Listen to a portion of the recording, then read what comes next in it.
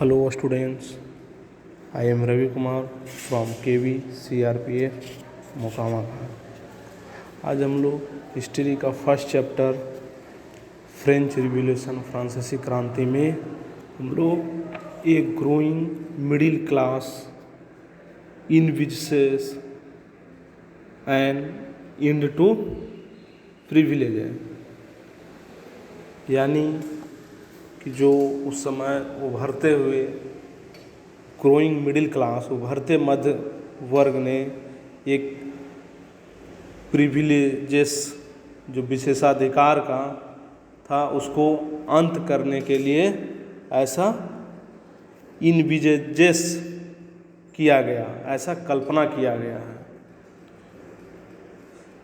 ठीक है, इसी के बारे में हम लोग जानेंगे।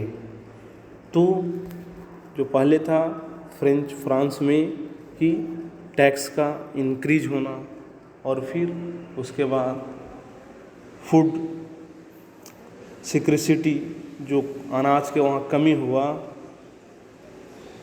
इसके चलते पहले ही किसान लोग वहाँ के पेशेंट्स थे और जो वर्कर जो रिवोल्ट्स थे, यानी विद्रोह करने लगे हम लोग। ठीक है, ये तो पहले ही कर दिए थे। Against increase tax and food security, यानी जो टैक्स बढ़ा था और जो खाद्य, जो सबको खाने के लिए अनाज जो नहीं मिल रहा था, इसके कारण लोग वहाँ पर विद्रोह किए थे।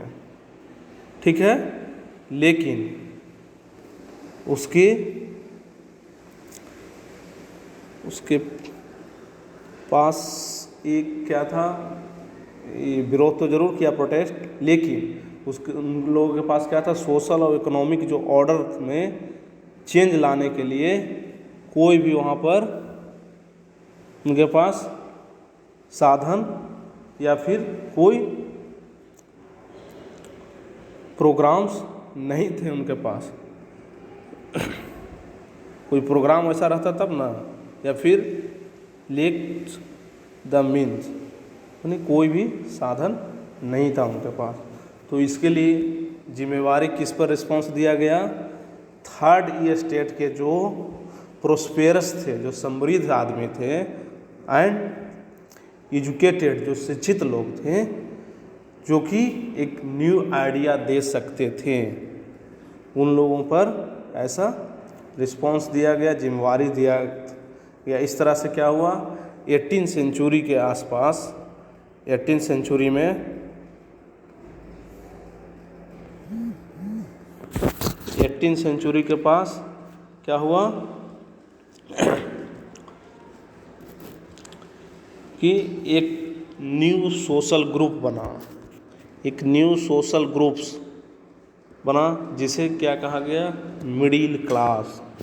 ये मिडिल क्लास कहा गया उसको, जो नया सोशल ग्रुप बना उसको मिडिल क्लास कहा गया। उसी समय ये थर्ड स्टेट में से ही इन लोग थे जो कि एजुकेटेड थे या प्रोस्पेरस, जो समृद्ध आदमी थे, पढ़े लिखे थे, उन लोग का ही एक अलग एक क्लास बनाया गया जिसको मिडिल क्लास कहा। थर्ड स्टेट में से ही मिडिल क्लास बना। ठीक है, तो मिडिल क्लास के लोग एक्सपेंडिंग ओवर सी ट्रेड, यानी जो व्यापार जो फैल रहा था, समुद्री व्यापार, उससे, और फिर मैन्युफैक्चरिंग ऑफ गुड्स के रूप में वुलन हुआ या सिल्क टेक्सटाइल के जो उत्पादन होता था, उससे अपना उन लोग संपत्ति को अर्जित किए थे।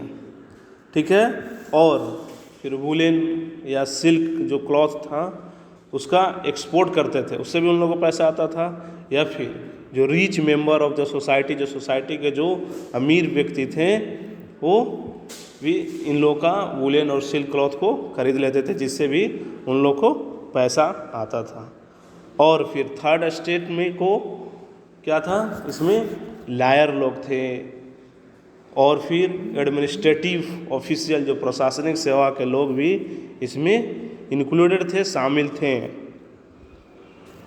ठीक है, और इन लोगों को मानना क्या था कि हमारा सोसाइटी है जो प्रिविलेज्ड बाय बर्थ, यानी जन्म के आधार पर जो विशेषाधिकार दिया गया है वो नहीं होना चाहिए। ठीक है, privilege of by birth, privilege by birth यानी जन्म के आधार पर कोई भी विशेषाधिकार नहीं होना चाहिए सोसाइटी में, और कोई भी पर्सन या फिर पर्सन के जो सोशल पोजीशन के मेरिट के आधार पर ही उसको होना चाहिए। और freedom and equal law and opportunity for all यानी सभी के लिए स्वतंत्रता, समान नियम रहना चाहिए और समान अवसर के समानता भी रहनी चाहिए। इस प्रकार के आइडिया बेस पर सोसाइटी होना चाहिए, ऐसा उन लोग के मानना था। इस तरह के कल्पना किसने किया था? तो एक था फिलोसफर था ये जॉन लॉक, और जॉन जॉक रूसो फिलोसफर था। वो इस तरह के फिलोसफर दार्शनिक जो ऐसा कल्पना किया था। तो लॉक के बारे में हम लोग जानेंगे। लॉक, जॉन लॉक था, वो एक रचना किया था वो two treatises of government, two treatises of the government में उसने doctrine of the divine and absolute right of the monarch यानी दैवी के जो सिद्धांत था और जो सम्राट के जो पूर्ण अधिकार था उसका उसने विरोध किया था, उसका खंडन किया था। किसने? तो ये था जॉन लॉक ने। ठीक है, और फिर इसी तरह से एक और था वहाँ की फिलोसफर यानी दार्शनिक, एक था रूसो। रूसो ने भी अपना थॉट दिया था पीपुल एंड देयर रिप्रेजेंटेटिव यानी उसके प्रतिनिधि जो हुए लोगों के, और लोगों के प्रतिनिधि के बीच में एक सोशल कॉन्ट्रैक्ट होना चाहिए, सामाजिक अनुबंध के आधार पर बेस से गवर्नमेंट के बारे में अपना आइडिया दिया था। ठीक है, ये रूसो ने दिया था। और एक और दिया था मोंटेस्क्यू। मोंटेस्क्यू भी फिलोसफर थे, उसने the spirit of the laws में गवर्नमेंट के पावर को उसने क्या किया था?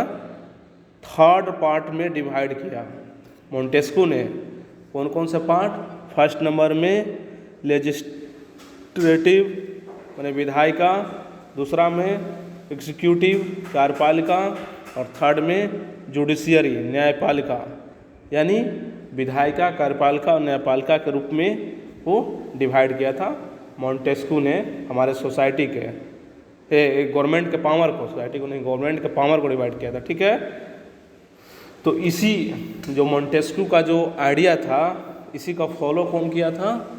तो यूनाइटेड नेशन जो संयुक्त राज्य अमेरिका था, यूएसए, जो ब्रिटिश से जब इंडिपेंडेंस हुआ था, जब स्वतंत्र हुआ था, तो इसी मोंटेस्क्यू के आइडिया का जो मॉडल था, मोंटेस्क्यू का मॉडल का फॉलो किया था और गवर्नमेंट उसने बनाया था।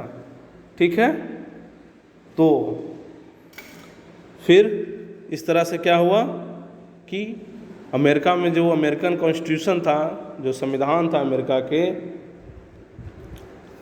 और फिर जो गारंटी दिया गया था, guarantee of the individual right, प्रत्येक लोगों के लिए, प्रत्येक व्यक्ति के लिए जो अधिकार दिया गया था गारंटी का, उसके बारे में एक इम्पॉर्टेंट एग्जाम्पल के तौर पर पॉलिटिकल जो थिंकर थे, दार्शनिक थे, जो राजनीतिक चिंतक लोग, वो एक सोर्स के रूप में इससे पाया था। कहाँ से? ये फ्रांस के। ठीक है, तो जो फ्रांस के जो राजनीतिक चिंतक लोग थे, पॉलिटिकल थिंकर लोग, वो लोग अमेरिका के जो कॉन्स्टिट्यूशन था, संविधान था, उसमें जो दिया गया था इंडिविजुअल राइट्स के बारे में, जो guarantee of the individual right यानी व्यक्तिगत अधिकारों को जो गारंटी दिया गया था, उससे प्रेरणा लिया था सोर्स के रूप में। ठीक है, तो फिर जो ये सब आइडिया जो दिए हैं फिलोसफर लोग, वो क्या हुआ कि फिलोसफर के जो आइडिया था, आइडिया के बारे में कहीं सैलून हुआ या फिर कॉफ़ी हाउस हुआ, ये सब जगह पर क्या हुआ, एक दूसरे में लोग डिस्कस करने लगे, बहस करने लगे इस तरह से फिलॉसफी के आइडिया के बारे में। और फिर बुक्स हुआ या न्यूज़पेपर के थ्रू इसका प्रचार होने लगा धीरे धीरे कि नहीं, इस तरह का आइडिया ही अच्छा आइडिया है।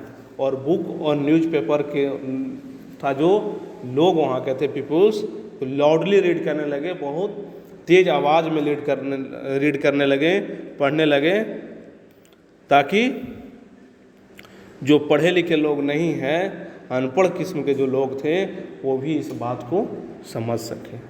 ठीक है। तो इसी समय एक लुईस 16वां हुआ, जो एक प्लानिंग किया था किसके लिए, कि स्टेट में जो खर्च था उसको पूरा करने के लिए वो फिर से टैक्स लगाने के विचार उसको था, और टैक्स लगाया भी। तो जिससे क्या हुआ, वहाँ के जो पीपल्स हैं जो एंग्री हो गए, बहुत क्रोधित हो गए, गुस्सा हो गए कि एक तो पहले से ही हम लोग भूखा प्यासा है, मर रहे हैं, और ऊपर से फिर टैक्स लगा रहे हैं। तो वहाँ के लोगों ने ये सिस्टम ऑफ प्रिविलेज के अगेंस्ट लोग वहाँ प्रोटेस्ट करने लगे, यानी एक दूसरा के विरोध करने लगे, जो विशेषाधिकार था उसका विरोध करने लगे। प्रिविलेजेस का जो अधिकार था वहाँ पर, इसी से एंड हुआ। इसी के बारे में हम लोग पढ़ रहे थे, एंड टू प्रिविलेजेस, जो विशेषाधिकार का अंत होना। तो इसी तरह से वहाँ फ्रांस में एक रिवॉल्यूशन हुआ, क्रांति हुई, और इसका अंत करने का प्रोसेस स्टार्ट हुआ जो विशेषाधिकार का था। ठीक है, ओके।